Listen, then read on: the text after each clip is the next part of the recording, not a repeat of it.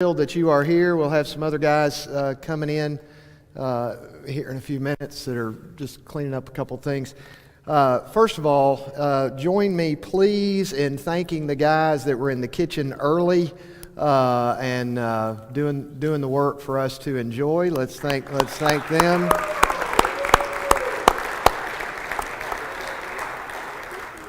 We had 6 or 7 guys that got here early and started all that, and so thankful for them. Same thing last time, and that doesn't need to go unnoticed. Thank you for being here, and in a little bit you'll want to give if you haven't already, proper thanks to these guys for joining us this morning as well. They've got families, and it's Saturday morning, and there's probably no shortage of things that on the honey-do list or whatever, or with the kids that they could have been doing as well. So please be prepared to thank them. I love doing this. I think it's vital in men's ministry for us to learn about the experiences that others have had. I think it's a great opportunity for us to invite people that might not come out for other things that we might invite them to come to attend. And I like to invite people with backgrounds that we grew up thinking about or watching. Some of the guests occasionally, or like we had last time with my brother-in-law that was guarding a president, that's sort of cool guy stuff, you know. And so I think over the times that we're able to do these things, we'll get a lot of guys in here that'll be quite intriguing to you. And because of the time of year that we're in, we're not far around. We're smack in the middle of football season, but that means basketball season's not far away. Things sometimes seem to start earlier and earlier. I know Lenny, he can say what he wants to about this. They have already been able to start doing some things. There's those official dates that they can start practicing and things. But it becomes a year-round. All of college athletics is now just a year-round. Doesn't matter really what sport you're talking about. There's something going on in that year-round. So I believe the things that you'll hear today will be intriguing. You'll hear some humorous things, maybe some things that you never thought of before, and you'll go away glad that you are here. Let's start with a prayer. Father, thank you for our day, for our time together. Thank you for this group. Thank you for those that have worked already today for our enjoyment and our sustenance. Thank you for our sustenance. We thank you for our guests. We thank you for who they are, for what they are trying to be, for what they do, for what I and others know happens with them behind the scenes and through their character and integrity and the impact that they have on young people. We ask your blessings on them in this particular school year and in all of their seasons, that the impact will be beyond what happens on a field or a court, but will be building blocks for what needs to happen in a life and can happen in a life that honors and glorifies you. Thankful for our ability to be together today, for the health that we have that allows us to be here. We ask for safe travel as we go home in just a bit. In Jesus' name, amen. Well, I'm going to ask Philip and Lenny to come up here and take a chair.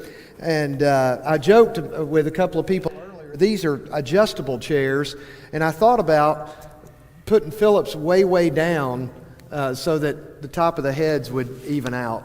But this is about right. This is Philip Hutcheson. This is Lenny Acuff. And I'm thrilled that we could get both of them. We would love to have either one of them, but I'm thrilled that we could get both of them. How many of you knew Philip when he was shorter? Show of hands. Yeah. I don't know if he did, but if he grew in college or not, he looks about the same to me. But many of you go way back with Philip, and I know that you were excited for that reason that we're able to have him here. So I'm going to talk to both of them. There'll be some times when we kind of go back and forth. I want to start this morning, though, with a couple of questions directed especially to Philip. Lenny, if there's something he says that you need to weigh in or dispute, you feel free to do that. Be careful, though, because he signed your paycheck. So, guys, I'm not going to read all this, but this is the shorter version. I'm going to show you something. This is the shorter version. This is from the website of the Tennessee Sports Hall of Fame, Athletic Hall of Fame for the state of Tennessee. This is biography of Philip Hutcheson, inducted in 2009, I believe. Inducted in 2009. A little bit concerned with the fact, however, that it says category and then year inducted in the university. It has two universities listed, and the first one listed is the University of Georgia. I never knew that. Yeah, how about that? Yeah. So get that corrected. Philip grew up at Lipscomb. He was over there in the campus school, the academy as they call it now, and then eventually over to the university. But let me just read you a few things that I have highlighted, okay? They say in the biography of the Tennessee Sports Hall of Fame, Hutcheson is a proven leader, graduating as the 1990 valedictorian with a 4.0 GPA. Let's just start with that. By the way, that's university. It also happened in high school at Lipscomb. He received every honor a student athlete can receive along the way, most notably the James R. Byers Award for Excellence in Character, Christian Leadership, and Athletic Accomplishment, and Lipscomb's 1990 Bachelor of Ugliness, presented to the male student who best represents the all-around nature of the student body. On the court, he led his Bison basketball team to a career record of 139-16, accumulating, do you know? 4,106 points along the way. Philip, in the room, there's probably not an accumulation of 2,000 points along the way. Philip got double that.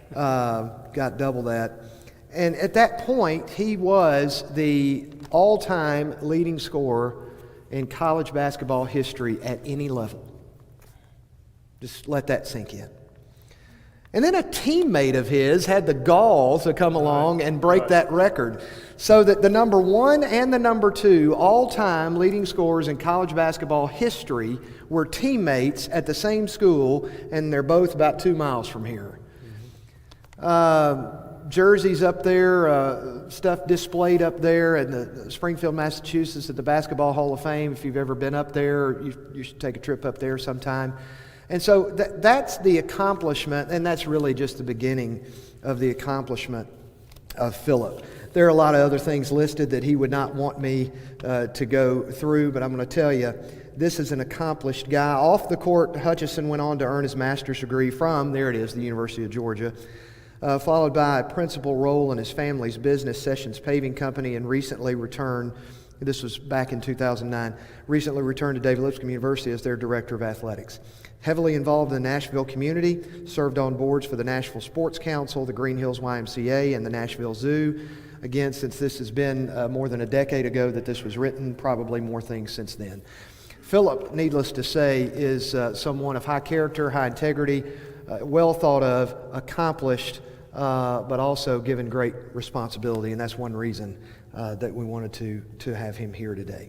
Philip, tell us a little bit about growing up at Kareef Hall, just whatever you want to say. Yeah, it's fantastic. I grew up in the old auditorium, sitting on the front right pew, and many great memories there. One in particular, every Sunday afternoon I would go play football in the lot down the street, and remember one Sunday night I was there and I had on khaki pants like this, and blood started coming through my pants, and Mom was freaking out, wondering, what happened. And turned out, kind of like young guys would do that day, I just kind of played as long as I could till it was time to go to church, and just kind of wiped a towel on my face and threw on clothes, and I had cut my knee in the lot down there playing that day, and I just packed dirt in it to make it not bleed and kept playing.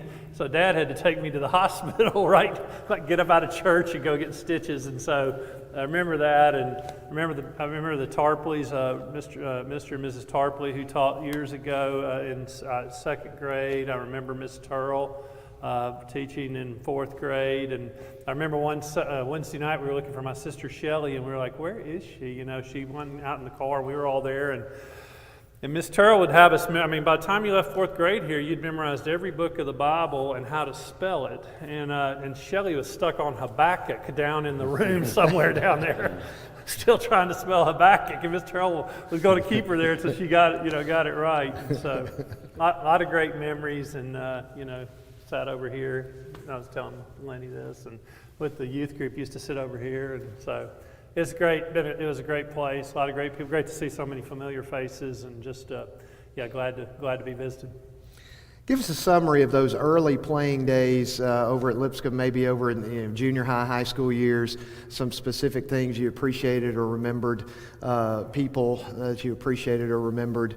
I would like to say that Philip had a real tough decision in whether or not he was going to, especially by college years, continue to pursue basketball or tennis, because this was my doubles partner right, in high school tennis at Lipscomb. He drove me to basketball, so That's right. No, it was we played tennis. My family, my dad, my sister, and a lot of them. We're a tennis family. We've got my nephews and others have played, so I still love tennis, and so.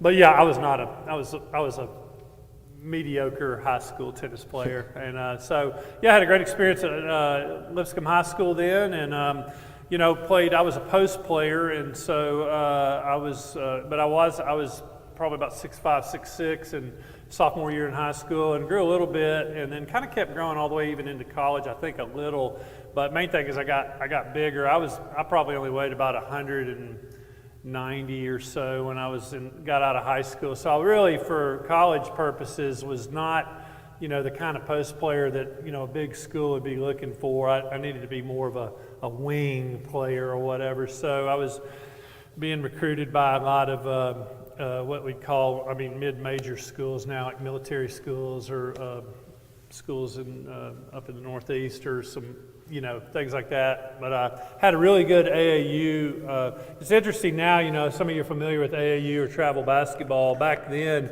when I was 16, and Lenny can speak to this because he and I are pretty close in age, and he probably did the same thing. And there were only, when I was 16, there were only 8 teams in the whole state that played AAU basketball. It was like Nashville, Chattanooga, Knoxville, Memphis had 2 teams, Tri-Cities, and now I coached plenty of teams since then. There'll be 120 teams in the state now trying to play. And so back then it was just more or less like kind of all-star team. And so I had a really good state tournament my senior year, and got picked up by a team that went to nationals and had a good experience there.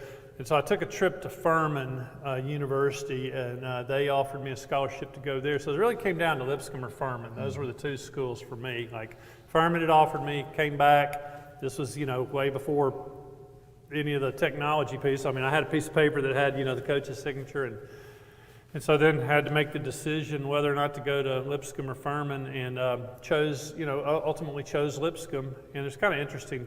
Maybe get to some point. I want to hear Lenny more than me. So at some point, tell you a little bit more about it. But that's what I chose, and always been thankful I did. It was a great experience, and had a great high school. I had 2 coaches, Ron Harris, and in my senior year, Mike Roller, who a lot of you may be familiar with. He had been the college coach. It was kind of interesting. He was at Lipscomb University recruiting me, and then turned around and he became my coach my senior year. And he's, I'm sure Lenny would agree with this, he's one of the best post coaches in the nation. In terms of just teaching post play. And so I had a super advantage when I got to college that I feel like I knew a lot more about it than your typical freshman coming in, and that allowed me to get off to a really good start as a college player, I think, as well. Mike Roller, those of you that know him may not know this. When he came up to Lipscomb, Mike was coming from Georgia Christian in Valdosta, Georgia, where he had won 125 consecutive games and 5 straight state titles. So Mike knew just a little bit about coaching the game. You mentioned, by the way, that you had coached some AAU stuff and younger kids and teenagers and so on. And you had probably your best player ever, I guess, in your coaching days would have been Jake Guthrie. Is that right? Well, it's a tough call. I mean, Matt, Jake, and Cole were all on that team, and so Jake probably would say he was the best player. I saw him last night, actually. Is he here today? I don't know. He's here somewhere. There he is. Yeah, we were chit-chatting last night. I saw Mamie, his niece, playing volleyball last night against our team, against Lipscomb, and so they were a real team. I mean, I remember Eddie Thompson had gotten Barrett and Robbie were on the team, and had gotten the Guthrie boys to play with us, and so we played, and I was sharing this with Jake last night, that my primary memory of that, I was 23, and Wade Tomlinson and I coached. That was my first team I ever coached, like a junior pro type team. And Cole was 2 years younger, I think, than the rest. I mean, he's about 2 years younger than Jake, I guess, and so he hadn't scored all year, and the other team got a technical foul for something silly. It was a referee, trying to big time a Saturday morning junior pro game, and so I was like, let Cole shoot the free throw. And so Cole walked up, and he hadn't made a basketball year. He goes up and he just buries the free throw, and the crowd's just going nuts, and Cole's walking off like, like I knew it all along. He's like 6 years old, just walking off like so. Yeah, Jake probably was the best. Matt and Cole were pretty close behind, probably. Jake, you can use that at Christmas or around the Thanksgiving table because you got witnesses who said Jake was the best. There you go. Yeah. So most people in the room, if not everybody in the room, knows of Coach Don Meyer. Just obviously one of the most successful, tremendous basketball coaches and men that you could have known. Coach Meyer, very, very influential in my life as well. And think about all those years at the basketball camps over at Lipscomb, and which became the largest summer basketball camp in the nation, and for most other comparisons by far, for many, many years over. And so Coach Meyer had a tremendous influence on so many, including, as we'll mention here in a few minutes, on Lenny himself. But talk about just anything you choose to summarize and mention about Coach Meyer, your years there. Guys, one of the books that if you have a chance to get this book and read it, it would do you well. Some of you will take more of it, benefit more of it, or just be heartened by it more than others just because of your awareness or personal experiences over there through the Don Meyer years. But a book written by Buster Olney, who ESPN kind of made famous. Buster Olney does a lot of Major League Baseball stuff. He does a lot of other sports stuff. But he wrote a book with Coach Meyer, and it's called How Lucky You Can Be. How Lucky You Can Be. And it just kind of chronicles the career of Coach Meyer. And what you may not know is that Coach Meyer, Phillips' coach, he was the guy the coaches went to. And when I say the coaches went to, I'm not talking about local high school coaches. Yes, or coaches down in Huntsville, where Lenny grew up, and we were reminiscing earlier about guys we both know that coached in Huntsville. I'm not talking about just that, so to speak, class of coaches. I'm talking about, I've been in his office, Coach Meyer's office, before when Mike Krzyzewski called, Bobby Knight called, Pat Summitt called. This is what I'm talking about. And this was the guy that coached the coaches. So this is who he played for. Just talk a little bit about your experience with Coach Meyer and your college years with him. Well, I won't take too long because there's way too much to tell about that. I went to Lipscomb basketball camps growing up, so I kind of had that experience. My first paycheck, true check I ever got, was signed by Steve Flatt for $75, and it was for working the concession stand at Bison basketball camp for a week. And so I would get up be there at 6 or whatever and clean the concession stand, and then I'd work the concession stand at camps. And so I'd spent a lot of time around there and then played there. He would kind of like to say, I don't have any other hobbies. I don't play golf. I don't fish. I don't hunt. Basketball is what I do. And so he definitely was the coach's coach, and he was a student of the game. And he was really all about just trying to get better in all areas all the time, just kind of this continual improvement thing. And there's the old saying about most people underestimate how much they can do in a day or overestimate how much they can do in a day and underestimate how much they can do in a year. And he was all about just this incremental improvement day by day by day by day. And so the one thing I'll tell you just to kind of, I guess, capture a bit of what Andy said and then, go from there. Ronnie Carter used to be the head of the TSSAA. Some of y'all may remember that name. And Ronnie Carter stopped me at a ball game back several years ago now. But Coach Meyer had left Lipscomb and gone to South Dakota to coach at a school called Northern State, which was a D2 school in a big D2 conference up there. Lenny can tell you that's a good D2 basketball conference, and he was up there, and he coached there for a decade or more afterwards. And so Ronnie Carter came up to me and said, "Hey, Philip," he goes, let me tell you a story. He said, I went to the national convention for whatever, executive directors for state associations. So it's all the Ronnie Carters of the 50 states that are together there talking. He said, a guy come up to me and says, "What do you know about Don Meyer?" And he didn't know this guy from Adam. And he said, "I'll tell you this." He goes, this is Ronnie. He said, "There's not a man or a woman, dead or alive, who's had more influence on high school basketball in the state of Tennessee than Don Meyer." He said, "I go to Chattanooga, to Bristol, to Memphis, everywhere in between, and I see men and women who've been at his camps, who've watched his tapes, who are running the same stuff he runs, that do the warm-ups the same way he does warm-ups." He said, he's basically kind of John Wooden for the state for high school basketball coaches. And this guy said, "Well, I'm the executive director from South Dakota," where Coach Meyer was, and he said, "It's the exact same thing here." He said, he's just kind of, everybody in the state knows him and does it the way he does and talks about him. And so he really did have great influence on a lot of coaches and obviously knew how to teach basketball. I've got a memorabilia box at home just with memorabilia, full of all kinds of stuff from my upbringing and some things that are really special times in my life. One of the things I've got in that box is a Sports Illustrated and an article in that Sports Illustrated where they did an interview, and they're sitting there, you and Coach Meyer sitting in old McQuitty Gym at Lipscomb, if you remember that gym, old McQuitty Gym, sitting there just in two chairs, and I think you're rocked back. Maybe one of you's kind of rocked back, and he's rocked back on the chair, doing what he would have told the players never to do.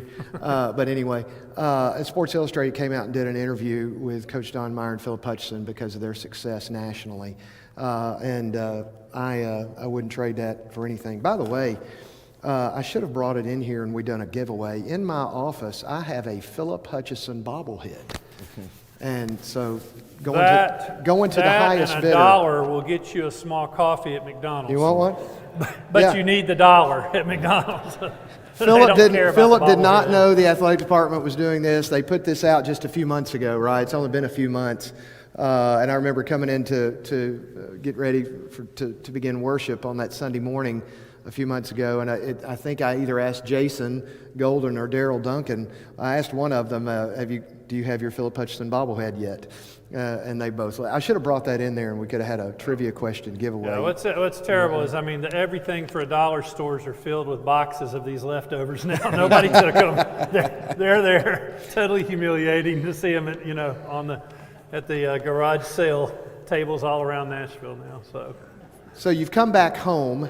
You came back home and became the athletic director at Lipscomb after Steve Potts had helped initiate in the transition. Steve Potts, a former athletic director that went out to Pepperdine later.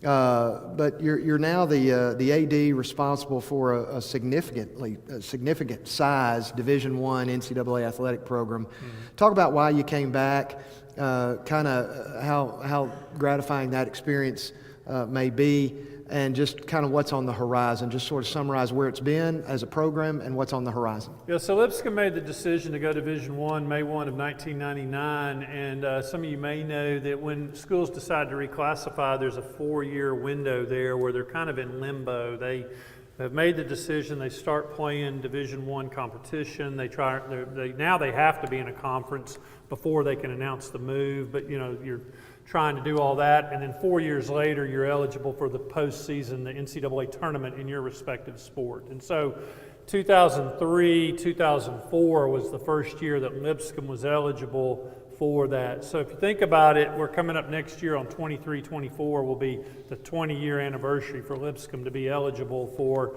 D1 postseason competition. And I use that to always tell people, we've kind of been a teenager as a program, and we certainly have grown. Lenny can nod his head in agreement with this. We don't have one We don't have one space left in our office for another person right now. Not one. I mean, we actually created 2 more in our area. And when I first got there in '08, I mean, we had plenty of space. I mean, in terms of, assistant coaches and graduate assistants and a lot of that. And so, it's like everything. It's just kind of an evolution and a growth. And there were times when we would have one player for any sport that would be player of the week in our conference, and that would be the highlight of the entire week. And we still are very appreciative of that. But we were talking here, I mean, we've made a lot of progress in a lot of our sports. I mean, our men's fall sports are going on right now. Basketball is about to come up. Our men's soccer team is number 23 in the nation right now in all of NCAA Division I. They were 17. They're like 7-1-1, undefeated in conference. Our women's soccer team is undefeated in conference and has gone to 3 of the last 5 NCAA tournaments. Volleyball is undefeated right now. We've got a lot of momentum going with a lot of our programs, and then obviously moving into some of the other ones too. So it's been really enjoyable to be a part of watching that grow and develop, and but the most enjoyable part really is just the working with the athletes. I mean, just getting to know them, and now having been there since '08, I tell people I've sat with young men or women on unofficial visits with their parents that were sophomores in high school when they first came to Lipscomb, that now have children that I'm watching play coach pitch over there at Kareef Hall, at the school. I mean, I've been here long enough to see that whole trend, development. And so it's been really good. I mean, obviously we're trying to continue to, there's never been, this past, let's say, 12 to 18 months in college athletics, from kind of the perspective of programs and recruiting and competition and all of that, I've been here since '08. There's been more change in this last 18 months in that area than there was in the 13 years before that, because of the transfer portal and NIL, name, image, and likeness deals. And there's just a lot of things that are different. And so right now, a lot of it is just trying to assess the landscape and figure out how to respond and continue to improve. But ultimately still, we have a lot of good young men and women, a lot of people who are attracted to Lipscomb because of the type of school it is and the mission of the school and the opportunity to, as we say, we talk about, we have a little catchphrase that says highest level, higher calling. And so we talk about, we compete at the NCAA Division I level, same as Tennessee and Alabama and the rest, but obviously we have a different mission as a school in terms of what we're trying to do in developing young women and men, and so that part's still the best part of it. So I had written down to ask you about what separates your situation. You've addressed this a little bit, but if there's anything else that comes up to this idea, what separates in terms of a challenge, additional challenge that a program like Lipscomb has, what are some additional challenges you face because of the type of school is, but then what are the benefits because of the type of school? Yeah, it's the same thing, really. I mean, there's a point when you first have programs that are developing, there's a point where, you have to almost choose, if you're a young person looking at a school, and your school like Lipscomb that has a faith component to our mission, there you have to almost, it's like, hey, do I want to be competitive or do I want to be in a Christian environment? It's kind of an either-or proposition. And really, that's a bit of a challenge early on, and there's some people that are like, I'm not really looking for that kind of experience or whatever. And but over time, more and more of our programs have become both, so we kind of say both and now. You don't have to make the choice of either or. I mean, you can choose both, and you can be, for all that people know about Tim Tebow and kind of, his kind of public faith. I mean, Tim Tebow was going to go to a place like Florida because he wanted to compete for national championships and Heisman trophies and the rest of it. And so we have really tried to build programs that, I've said before, sometimes people say, oh, they're great character, and that's code for like you'd like to eat lunch with them, but they stink at their sport, and we don't want that. Like, we don't want code for anything. I said, we're going to block you out into the stanchion, but then we'll help you up after we block you out. I mean, that's how we're going to compete. And so, but that can be, the perception of that can be a challenge, and certainly, I mean, we're not the same as other places, but I will also say sometimes that means the pond is a little smaller that we might be fishing in for recruits sometimes. But I've also had this conversation with coaches, especially as programs improve. But then it gets deeper in the sense that then there are times like if somebody's interested in you, they're really interested in you. It's not like just casually. And so, if you have 5 official visits, we'll say, hey, let us be the alternative visit. Go to 4 other similar places, and then we're a little different. Try us. And of course, we've got lots going for us besides just the program or just the school. I mean, Nashville and the rest. Let Lenny speak more on this stuff, but so that it's the challenge, but it's also the opportunity for us, I think, in terms of and one of the beautiful parts of it too is, I mean, we do attract. We've got athletes from 35 or more states and 15 different countries, and as I say, some of them grew up going to church 3 times a week, and some of them don't know which end of the Bible Genesis is on when they get there, and I think that's a tremendous opportunity because I think in so many cases we've had people that learn like, hey, maybe there is more to life than just being able to put a ball through a ring, and then that allows them to ask questions that then lead to conversations that then lead to lives that are changed, and really ultimately family trees that are changed in some cases, and so that's really a great part of the opportunity for us too. One of the things I forgot to mention in the introduction about Philip. Philip is a couple of years ago now. It's been 2 or 3 years, but recently added as one of the elders at the Hillsborough congregation across town here, so not far from us. So that's something else, and I utilize that, thought of that because of my segue here into Philip has always been one of the most well-read people that I've ever known. I can't count the number of times that if he's had spare time, if you're coming through the office there to see somebody, and I remember it even back in school, Philip was reading. He was reading a lot, and then I think that just only grew in his years as a player and influence. Coach Meyer was big on reading.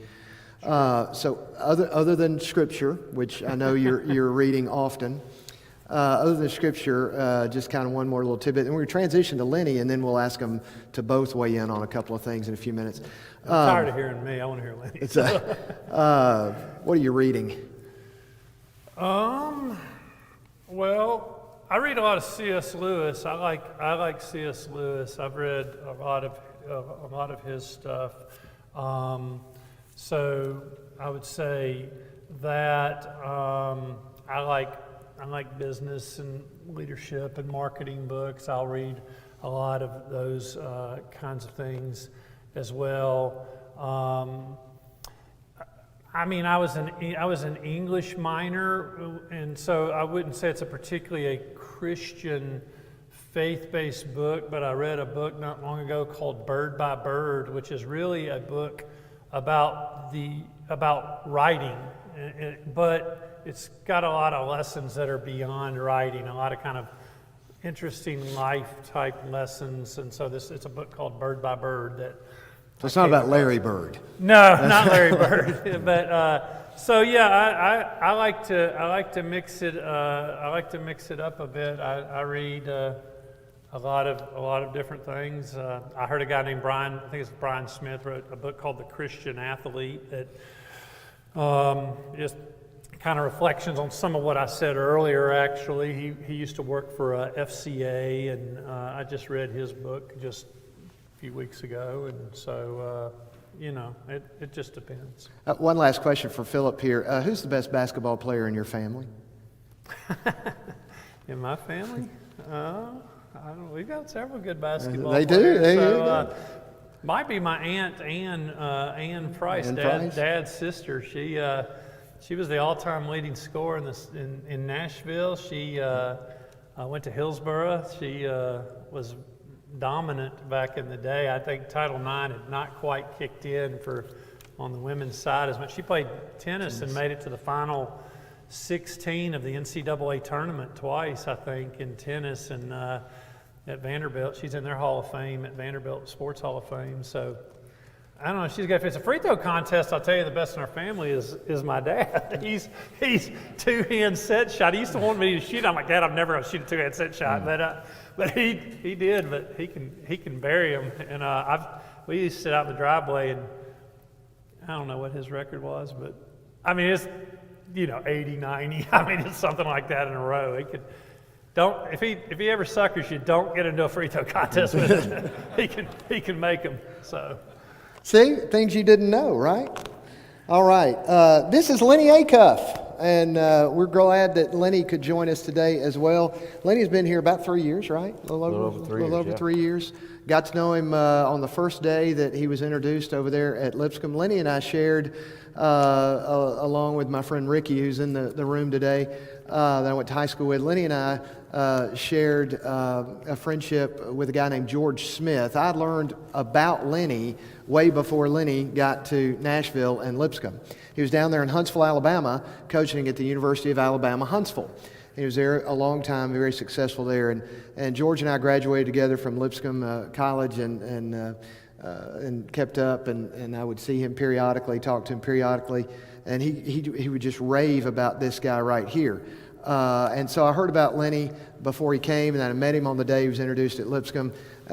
Came to learn the type of character integrity, very quickly learned about the type of character and integrity that he had and why he was such a fit there, and why Philip and others in university administration would have been very interested in him. So Lenny, just give us a little bit about your upbringing and background, both personally. Tell us about your family, that sort of thing. Well, first off, thank you for having me. I'm honored to be here. It's been a real journey in the 3.5 years I've been here, but it's really been a blessing as well. And so I'm thankful to be here. I did want to encourage you guys. This may be a little bit off script. Is that it's really a sense of encouragement for me to come in here on a Saturday morning and see this many men, and see you with your sons. Some of you guys, now I feel a lot better. I know who your dad is now, Philip. Yeah, right. It was a big night for the Braves last night, Mr. Hutcheson. That was a big night. I'm a big Braves fan, and I was shared this sometimes when I speak to men. Is there's a show I've watched, and a daughter walks into her dad, and she says, "Dad, you just look sad." And he said, "No, I'm not sad, I'm just lonely." And I think when you get to be my age, where there's more yesterdays than there are tomorrows, there's times you can feel like you're alone. And so the fact that you guys are doing this, Andy, is just a real treat and for you guys. And I hope the ability to stay connected, how important that is, and just thank you for allowing me to be a part of that. It really makes my heart feel good to do that. And then from Mr. Hutcheson's standpoint, my son is actually up here last night and got to spend some time with him, but just to see your son sit up here and talk can't even imagine what that feels like. But you guys invested in your sons and grandkids. That's a real blessing. But I know it's off script, but No, I really felt like I wanted to say that. But thank you so much for having me. I've been here a little over 3 years. I was at the University of Alabama in Huntsville for 22. I grew up in Huntsville. Huntsville's home for me. And parents still live there. My mom and dad come to most of the games. My dad, this is my 33rd year as a head coach in college. I was a head coach at 25. And my dad has been a full-time, unpaid volunteer assistant for the last 33 years. He thinks, and he means it from the bottom of his heart, you ought to play 5 guys. He said they're 18 to 22 years old. His line almost after every game, we were doing really good till you started subbing. And so that he's my dad and I have a special relationship, and both my parents are blessed that they were able to come up. And one of the reasons I felt comfortable moving here is it wasn't too far from them. They live in North Huntsville, they can get here in an hour and a half. And so I have a son that is a high school basketball coach in Huntsville. He played at the University of Alabama, Huntsville in baseball. So I love baseball, I'm kind of a baseball guy. And my daughter graduated from Auburn, and she works for the JH Ranch in Birmingham. She's their marketing and digital promotions person. So, but really thankful to be here and really thankful to be at Lipscomb. Your first knowledge of Lipscomb program came way before you became the basketball coach there. So tell us a little bit about that, whatever avenues you want to drive here on that question, Coach Meyer, that sort of thing. Yeah, it's interesting. I'm not sure. I think I was about in the 9th grade when the first time I came to basketball camp here. And I came before my senior year because that what Coach Meyer is Philip can share a lot more than I could, but in so many ways, guys, was so far ahead of his time. Like he was just so far ahead of everybody else in so many ways. And what he did with the basketball camp, it was just an unbelievable recruiting tool. That's where he saw so many kids. And I played in high school with 2 kids that ended up playing on their national championship team, Anthony Jones and Bob Ford. And they were somewhat recruiting me. I was a good player, not a great player, not at all. But I would have loved to have come to Lipscomb, so I came up before my senior year and went to camp, and that's when I really said I'd love to be a part of something like that. They did not recruit me. The guy they recruited was their point guard when they won the national championship. They made very much the right decision on that, for sure. But then segue, fast forward, gosh, I guess it would have been 13 or 14 years later. My first job, I was the head coach at Belhaven College in Jackson, Mississippi when I was 25. I was there 3 years, and I went to Berry College in Rome, Georgia. If you guys have ever been to Berry College, may be familiar with it. That's Truett Cathy's school. He was the president of the board when I was there. And Truett Cathy, Chick-fil-A. Yep. And so, but my last year at Berry, I'm terrible with years, but I just know it was my last year at Berry, we went in the league with Lipscomb. So I coached against Coach Meyer. And I can share this story real quick. We played him, and what Philip said is so true. His footprint, his tentacles through basketball were incredible. And they were coming to Berry to play, and they never played in Georgia, the league they were in with all the Tennessee schools, the TVAC or something like that, right? Yeah. VSAC. VSAC. Yeah. And so, yeah, one of them. Yeah. But all Tennessee schools. So he when he's coming to Georgia, the little gym we had probably set 1,000 people. So most people I've ever seen in that gym with Lipscomb came in there. And because it was every high school coach, every high school team wanted to bring their teams to play Lipscomb. And I had a decent team, and we were played really well, and the score was tied with about 8 minutes to go. And, I'm coaching against a guy that I literally idol as a coach. And with about 8 minutes to go, it's tied, and when the horn hit 3 zeros, we got beat by 20. And what I learned that night was his teams could play harder, better, longer than my teams were. They were just tougher. They were better coached. And what we got that night, we got out cultured. Their culture was so much stronger than ours. And so we ended up playing them. It's interesting too, we played them the last regular season game, had a young team, we kept getting better and better. And for the next 6 weeks, they were going to be our last game. So we had 15 minutes every day that was Lipscomb time. And we challenged our guys, like, they're not going to do this to us 6 weeks from now. They're not going to push us out of our offense. They're not going to do all that. Well, we come up here to the last regular season game of the year, and it's tied with 4 minutes to go.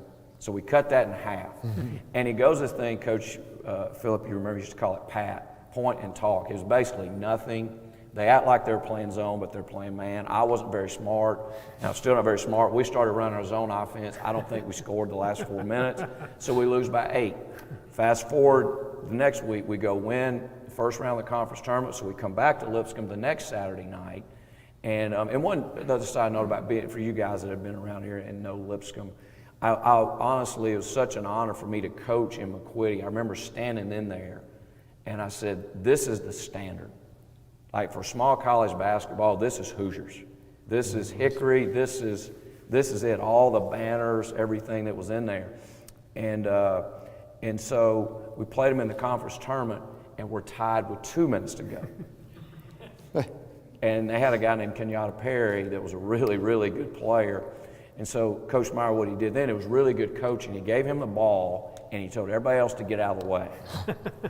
And we fouled him like 8 times in the last 2 minutes.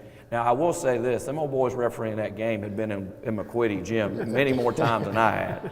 And I know, that's what everybody said. Yeah, it's funny how when you got better players and better team, you end up, that's what everybody thinks. But they end up beating us. But it was a great life story for me. And then I actually started coming to his academies, and I've got, probably 4 or 5 notebooks full of Coach Meyer notes. I have one of them on my desk I keep all the time. And, when you coach, no matter what you do, I think you should always study trends. What's new? What's the new thing? But I think you should never get away from things that have stood the test of time. And I can open those notebooks, and you won't be halfway down page 1, and I'm like, this guy was a genius. When it came to basketball, his ability to communicate, to articulate, to coach more with less words, and like the things in that notebook right now, it's the closest to a basketball Bible I would have. It's just fundamentals, like Philip said, just getting better every day, just put your best on best on best, be process driven, be process oriented. It really was fascinating. If you weren't coaching, why do you coach? And if you weren't coaching, what would you be doing? Yeah, it's funny. We had this conversation last night with my son because I was talking about how much I love baseball, and I said I just love to be in the Braves dugout. Like I want to be one of the guys that sit like 3 guys down from the manager and just high five the guys when they hit a home run or what. I just love the thing about being in a team. But it's funny. I thought I wanted to be a sportscaster when I was like 15 or 16, and I remember a lady came to our school at Johnson High School, and she worked in TV, and it shows you how shallow I was as a human being. She comes in and talks, and she says, you realize now if you get into TV, you make no money. And I thought, well, I don't know if I really want to do that. So that changed me. And I was dating a girl in high school. When I went to college, her whole family was engineers. If you know anything about Huntsville, there's more engineers per capita in Huntsville than anywhere in the United States. And I was like, well, if I really like her, I might want to go be an engineer. So about the 3rd math class, I realized I didn't need to be an engineer. And so, but I think ultimately, I wanted to coach. But my son, I'm sorry to get off ship. My son says, Dad, you say you want to have a radio show. You say you want to coach the Braves. You say you want to be a caddy on the PGA Tour. I don't know. I just hope I could be around people and be connected and have impact. Sure. So you hear a lot that people sitting in the stands don't hear because you're closer to the floor. You hear things from players, you hear things from the other coach, you hear things from officials, or you say things to officials. I know you don't do that very often, say things to officials, Got any sort of funny in-game story, conversation that the guys might enjoy? Oh, I don't know. I think, in all honesty, I don't say a ton to them. I think when you're dealing with officials, it's more human psychology. I think if they like you, a lot of times you probably have a better chance for things to go well. I do think the longer you coach, you realize that the officiating's a little bit better when your team's playing good. You just think it's a little bit better when your team's playing well. We're all looking for somebody to blame, right? But please understand this. I really don't have, I could tell some different things, but I will say this, don't ever underestimate, and I mean this in all sincerity, once you start getting down to the end of basketball season and the games become really close, we tell our guys all the time, +5, -5, or 5 to go. That's about where most 80% of conference games, you have a 5-point leader, you're down 5 with about 5 to go. Don't ever underestimate the 3 people in those striped shirts. Because I could do this, I could tell you right now, as every team I've ever coached, I could go take my absolute best 5 guys and then the last 5 guys on my roster and say, we're going to scrimmage for 10 minutes today. All cards on the table, and I'm refereeing. And I could make it as subtle so no one would ever know, and I could keep it as close as you want. Like every ball, and off him, off us, that's their ball. Block charge, that's a charge. And I'm not saying they're meaning to do that. I'm just saying it matters. And like there's even certain guys, the longer you do it, like you don't want them on the road. They're homers. I mean, they like to be seen. They want everybody to see them. You don't want that guy on the road because when the score's tied with a minute to go and there's a bang, bang call, you're not getting that call. Now, you love him at home, but you don't want him on the road. But I think, it's like a lot of things, I think just it's not what you say, it's how you say it. You just try to talk to them and try to communicate. I do think there is a lot to be said, though, that there's certain programs, i.e. Coach Meyer when he was at Lipscomb, there's certain programs that are there before they ever get there. I mean, everybody in college basketball knows you're not going to win at Duke. Like, you're not going to go into Duke and get a call when Krzyzewski was there. You're just not. So it's a human psychology, but they matter. I promise you they matter. They do matter. Well, have you found Nashville and Lipscomb thus far? And then tell us about your team now and the upcoming season. Well, first off, Nashville's incredible. What a great place to live. It's big. It's big. When I grew up in Huntsville, it was a town. And Huntsville's really grown, but Nashville's Huntsville on steroids. But it's really been exciting. You know, a lot of people have asked me, say, why would you do that after that's where you grew up and, it's where your family is and all that. I think that there's sometimes in your life, I feel like it's time to grow. It's time to get out of your comfort zone. I always say choose risk over regret. I didn't want to look back one day and say what coulda, woulda, shoulda. And honestly, I say this to everybody, whether Philip's sitting here or not, opportunity to work for somebody like Philip. I mean, he's the best leader I've ever been around. Like the things he said earlier, I hope you didn't underestimate. Our whole athletic program is really strong, and it starts with him, period, end of day. I'm just telling you, you're only as good as your leadership. And but it's been challenging because I was here my first year. We played on Sunday. We played in the conference championship game on Sunday, and on Wednesday, COVID hit. And so, the first year here, you're just trying to figure out what is left and right coming out of school. Where do you go? Well, then I've been here 9, 10. Well, we had lived here about 9 months, and the whole world shuts down for about 18 months. And so then we kind of got rebooted, a year or so ago, and it's still taking form. I was talking to somebody the other day about, church and membership and how that's been affected by COVID. I do think what Philip said, the last 18 months have been, it's not the same situation in anybody's job in college athletics that it was 18 months ago. It's not. And so trying to figure that out, because I really felt like our plan when we got here was, it would work.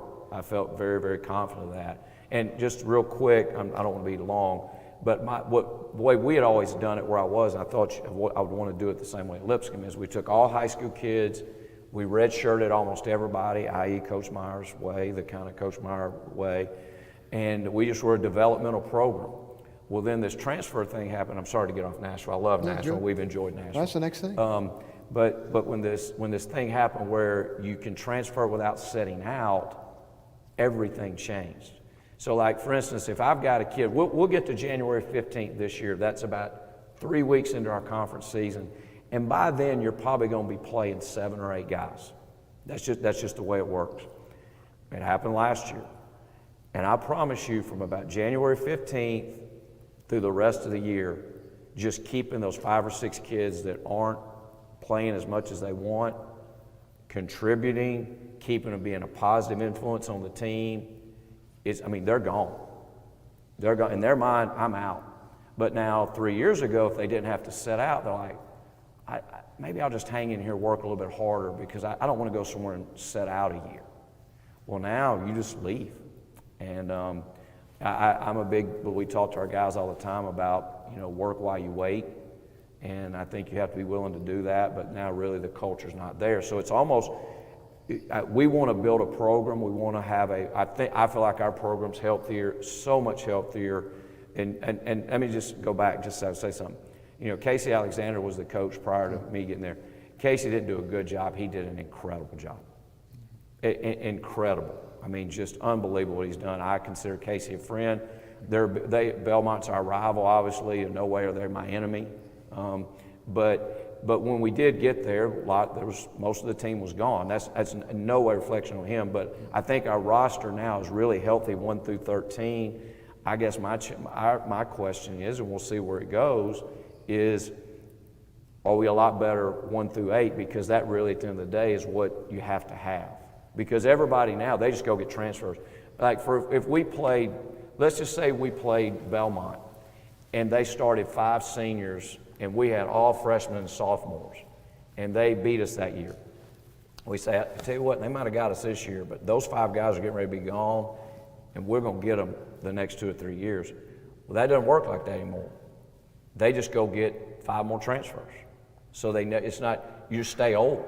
And so just building it 1 year at a time is a little more difficult. And so I feel good about where we are, but there's a lot of challenges. And, you know, Philip uses the phrase a lot, secret sauce. We're trying to figure out what that little ingredient is that we've got to keep adding to our recipe. And but been really challenging, but been great for me. Great for me. I love coaching. Honestly, I do. I love practice. I love practice. I probably don't enjoy the games near as much as I used to. They're real stressful. There's a lot on the line. But I enjoy them, but I love practice. And so that's the part I really enjoy is seeing guys get better and all that. And actually, I don't know if you guys know that Philip's son is a part of our team now. He transferred from Tribeca, Hank, and I would say the same thing. More importantly than Philip's son, Robert's grandson. That's right. That's right. Yeah, there you That's go. right. His transfer. And I will tell you this, and I said the same thing many times. Without Philip's presence, he's an unbelievable young man. Just every day is just he's positive, he's pleasant, he's really added a lot to our program. And but you trying to make sure that I understand at the end of the day, I'm going to be judged by wins and losses. That's just reality. In some people's eyes, okay? But I think trying to stay consistent with what the mission of the school is my ultimate job. And I don't think don't think we should ever compromise what the school stands for to win basketball games. I just don't. And I don't think we have to. We got to work a little bit harder, we got to be a little bit better, and we got to figure some things out. We have to be flexible. But I will not. As long as I'm the head coach, we will not compromise what the school stands for. We won't, to win a basketball game. These guys are in the business of building not just young men, because the athletic program, you know, has a lot of young ladies there.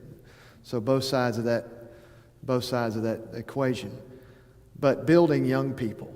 This is a men's breakfast.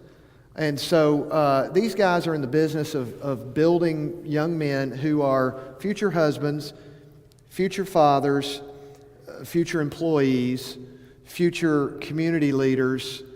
This is what they have the very brief opportunity to do, but they get that opportunity on a daily basis, where maybe some of our situations, depending on what you do for a living and where that takes you or places you, your windows are a little more limited in terms of opportunities per week or per year.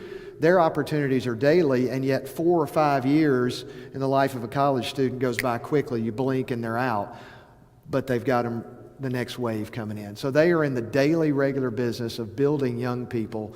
And honestly, I think we need to pray for these two guys and guys and men and women coaches that have them a whole lot more often, and they spend a lot more hours than their teachers spend with them. Coaches spend the overwhelmingly so, the most hours with these young people than any professor. And during that period of time, then their parents are with them, of course. So pray for these guys, because they're going to impact homes, congregations, and communities. And then sometimes cities and states in the world. So please be prayerful for those, because they have their hands and that opportunity on them every single day. And that's a little bit daunting to think about, but every single day they've got that opportunity. So I think that deserves our part of our prayer life. So let's ask you if you have any questions for either one of these guys. Yes, sir. Philip, which team, you play major college teams, right? Some. So which one's the toughest team? LSU, Kentucky Wildcats? Well, when I played in the NAI, we did not get to play those guys. Since I've been the AD, man, we've played a lot of tough teams.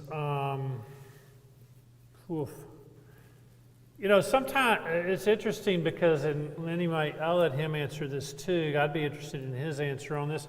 Sometimes even the team that is the national champion that year wouldn't have been as tough a team for you as a team that just was a bad matchup for you. And so sometimes, you know, you'd say, well, this team was the toughest team. Well, they may not have even gone to the second round of the NCAA tournament or the third round, but just because of how they matched up with us, they were just a terrible matchup. And so even like last year, we had, for instance, our big guy who may go down in we're in the ASUN, that's the conference we're in. He may go down as the first ever four-time, if he, you know, knock on wood and he stays healthy and all, he has a chance to be four-time first-team all-conference player, and that would be the only time that's ever happened in our conference. And last year, he got hurt a day or two before the Belmont game, and then we had a lovely little streak where the schedule worked out that we had like Belmont, and then we had UT Chattanooga, who'd had the center transfer from Kansas, and then we had, in no particular order, we had LSU, and we had a couple others. But I remember we played Florida State, and Florida State, I mean, Coach Hamilton, what did they have, Lenny? 4 7-footers on that team? Oh yeah, it was. They walk out there like an NBA team. And so even though they weren't, you know, by any means the best team that year, it was just a horrible matchup that night for us to play with our center out against 4 7-footers, and probably the average size of the team was probably 6'7" or 6'8" if you just threw it all in a barrel. So I don't know. I mean, we played Kentucky at Kentucky. We played North Carolina at North Carolina. We played Baylor at Baylor. I mean, this year we play at Michigan. We play at Notre Dame. We play at Louisville. I mean, we've got some tough games this year. So be hard to probably pick it out. But that's a little bit of a dance, but I don't know that I could say for sure. I don't know, Lenny, what Yeah, well, about you? I think there's two types of coaches. It's those that are humble and those that are about to be. That's just the way it works. I'm just telling you, it's just the way it works. And for instance, we went to Dayton last year when our team was healthy. I thought we had a good team. And we go to Dayton, and if you're familiar with Dayton basketball, it's huge. They sold out every single game before we got there. There was not one ticket for any of their 18 home games. 13 or 14,000 people. We beat them by 19 points. We played really, really well. We had Hassan, Sajala, and our team played well, and I really liked where we were. And 3 nights later, we go, or maybe a week later, I don't remember what it was, we go to Tennessee Tech. We're up 10, we're like 8 minutes to go, and he tears his meniscus in his knee. And it was at Belmont, Chattanooga, Miami, Florida State, and LSU. And honestly, we really never recovered. There's a psyche to that with your team. But I think, too, one thing I would share real quick is I think for you guys that are Lipscomb folks and people that follow Lipscomb, I think what a neat thing. It's not taking anything away from what went on back in the NAIA days, but when you're talking about Lipscomb University, we're going to Notre Dame this year. We're going to Michigan. We're going to Louisville. They played North Carolina in the NCAA tournament. They beat Wichita State, North Carolina State. I mean, that's for the school and your brand and your message and your mission to get to that level is really a special thing. And so that's been kind of cool. Anybody else? Phil?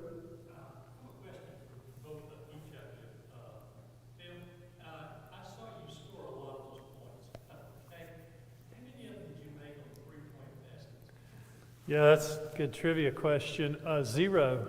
I was 0 for 0 from 3. See, I like the way you think. Yeah. But I hope you'll say that louder in some settings. So. You want me to take the mic back there, Tim? Right. Well, so the three-point shot came into college basketball in 1986. That was my freshman year. And we took advantage of it. I mean, we had a lot of good shooters. It's incredible how good our shooters were. If you look, Darren Henry was a teammate of mine. He scored over 3,000 points. Wade Tomlinson scored 1,800. I said something when you say the third leading scorer on your team when we graduated had 1,800 points, because there's a lot of schools that would be in your top 5 all time, and he was number 3 on our team with 1,800. But both of them shot, again, Darren's career shooting three-point percentage was like 42 or 3%. which again is equivalent of shooting, pretty near 70 from two. I mean, if you just do the math of how that works. And so, but I was 0 for 0. I mean, my job was to be down closer to the basket, and so I appreciate you noting that little bit of a distinction there. I can confirm. That's helpful for Philip me. had the ball at the top of the key one game. I don't remember who we were playing. Philip had the ball right at the top of the key. His toes are right on the three-point arc, and he just barely turned and looked at the basket. And Coach Meyer yelled, "No!" I made that up, but Philip knew better than to even look from that distance. But. I taught over there for a long time. And most of these guys and their children would see them every day, their kids, and then someday they're not kids anymore. And they always look at them as their kids. Coaches and teachers, especially at college level, have them come in at 17 to 18 and they're kids. And they leave 3 or 4 years later and they're not kids anymore, are they? Yeah, I taught biology, so in those years they become a guy who can talk about the class they're taking as a freshman. And when they leave, they've got to be talking like a biologist yeah. or an accountant or whatever it is. Your guys, most of them are probably not going to be basketball players forever. It must be harder to realize you're just training them for life than for an era. Well, I do. Well, I think you have to realize that needs to be your purpose ultimately. Two things. I don't think I've ever coached a kid for 4 years that didn't sit in my office at some point and weep. Like, that's what a lot of people forget. Like, they really are kids.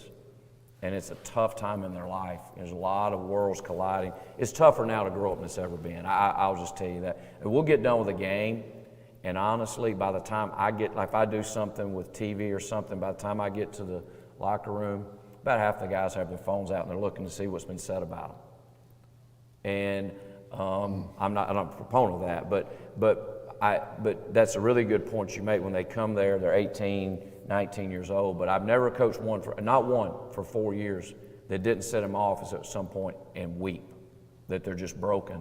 But the other thing is, I think you have to be real careful now. Chris Klotz, who is our spiritual formation person that Philip has in place with athletics, he has a great saying. Heard him share this with the group. He said, our world right now is producing 40-year-old kids because there's just the way the world is right now. I don't want to do that. I want guys, when they leave there, when you're supposed to be on time, you need to be on time. And when we say don't do this, there needs to be a consequence if you do that. And so I think there's a lot of, they get a lot of mixed messages for sure. But it's a tough age. It is a tough age. One more question. We'll take one more and sort of make it brief. We've got a funeral visitation going on in the chapel. I know some of you need to attend to that. We've even had guys go out and change clothes and get on down there. But so grateful that you have been here. And so, Tracy, why don't you ask a question here and then we'll wrap up.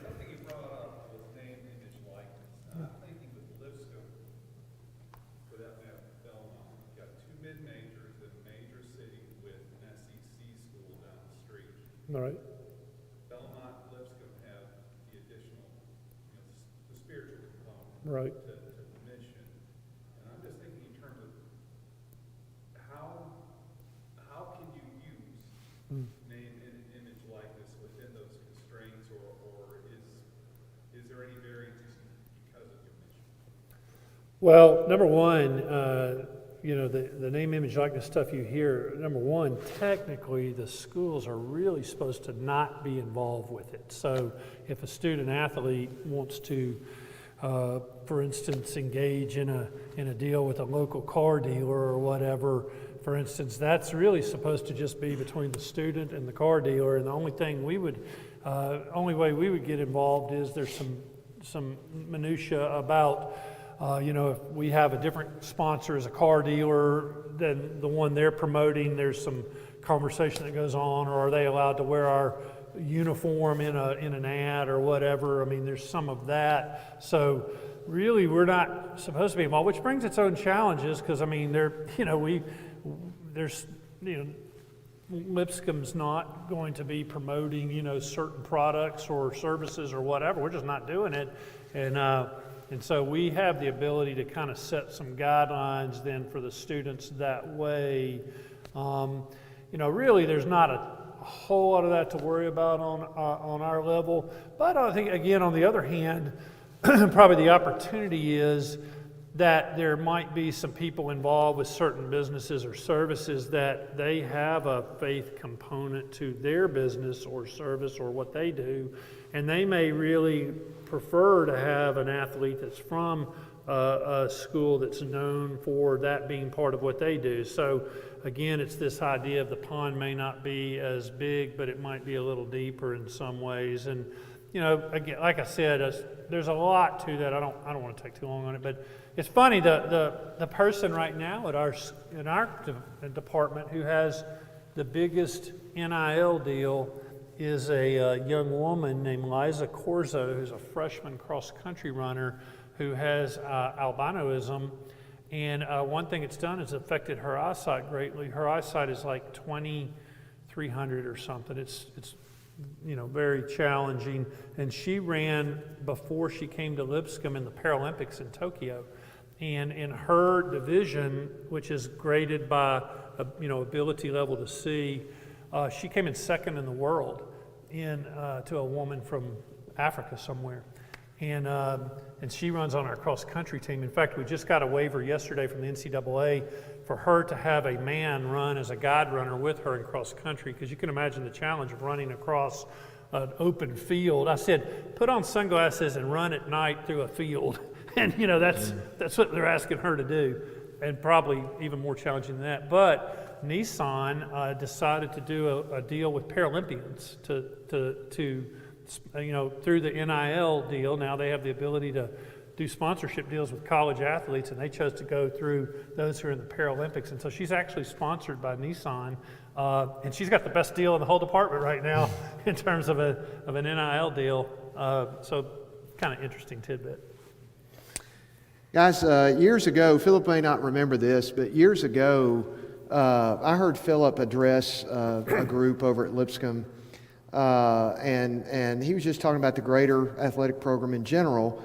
I think it might have been right around the opening, however, of the basketball season. And this would have been pre-Lenny, but it was, I don't know, maybe 8 to 10 years ago. He said, we'd love, I think the way you said it, correct me if you remember and I'm wrong and say it right.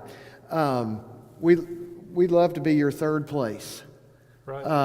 And so I got it right? Yes. We'd love to be your third place. And if I remember correctly, he was like, look, home in your church, your congregation. By the way, that's who you want leading an athletic department at a Christian institution, is somebody who's not going to try to promote, we want to be your first place. The home and family and your congregation. We'd love to slip into that third place. I know both of these guys, in general, across the landscape, basketball season coming up in November. When do you start? 5 weeks from Wednesday at South Dakota, November 9th. November 9th. So if you want to drive to South Dakota. But otherwise, when they get back home, I know these guys would love for you to make that a third place, a local stop. Very entertaining, something to support there. I know they'd appreciate, even seeing you there. If you have any questions for these guys when we dismiss. Let me say one thing. Yeah, go ahead. So here's what I'd say too, and this, I'm not doing my job if I don't say this. So you can go to lipscombsports.com, easy to remember, lipscombsports.com. You can see the schedules for all of our teams for any sport. Would love for you to come watch them, including basketball. And so, and I'll also make you this offer, and just email me directly. I mean, my email address is just my first name dot last name at lipscomb.edu. It's just philip.hutcheson at lipscomb.edu. And if you've never been to a Lipscomb basketball game since Coach Acuff has been here, I will invite you to try it before you buy it. So I'll give anybody free tickets to a game the first time, because I believe you'll enjoy it so much. You'll enjoy the experience. You'll enjoy our team. You'll enjoy watching them. that you'll enjoy it enough that you'll want to come back again. So if you haven't been to watch us in the last 4 years, email me at philip.hutcheson@lipscomb.edu. If you forget, Andy can give it to you. And you bring your family or friends on me, because I'm convinced that if you'll try it, eventually you'll buy it. And so just do that. We play our first home game is on Saturday, the 12th, I think, of November. It's homecoming for us. And then the following Monday, we play Belmont at home, which is always an exciting game. And so that's, again, look on your schedules, and you can look on your phone. That's like something like November 15th or 6th, I don't know, but it's right there on that Monday. So that's when we start at home. Is we come back from South Dakota, we play a homecoming game, then we play Belmont the next Monday. So that's, now I've done my job. Hey guys, we may look at just kind of doing a men's night there. Hey, wonderful. If you have anything else you want to talk to these guys about when we close here, I know they're approachable. Come see them. Thank you again for being here. I hope you have a great rest of the day, and let's close out with a prayer. Father, thank you for this group of men. Thank you for this time we've enjoyed. Thank you for our guests today. Please bless their families, bless their works, bless their influence. In Jesus' name.